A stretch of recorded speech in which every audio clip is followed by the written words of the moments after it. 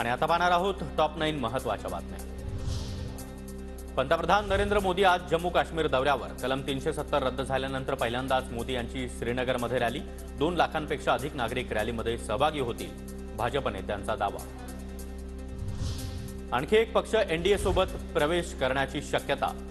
भाजप आणि बीजेडीमध्ये युतीची तयारी। बीजेडी नेत्यांची भुवनेश्वरमध्ये नवीन पटनायक यांच्यासोबत बैठक।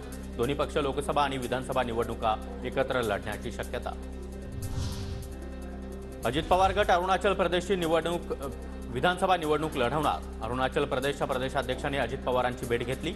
अरुणाचल प्रदेशमध्ये स्वबळावर निवडणूक लढवणार ब्रिजमोहन श्रीवास्तव यांची माहिती। मुख्यमंत्री शिंदे यांच्याकडून मुंबईतील कोस्टल रोडच्या कामाची पाहणी। मुंबईमध्ये जवळपास 320 एकरचं सेंट्रल पार्क उभारलं जाणार, मुख्यमंत्री शिंदेंची माहिती। 320 एकरचं मोठं मुंबईचं सेंट्रल पार्क जे आहे ते आपण करतोय।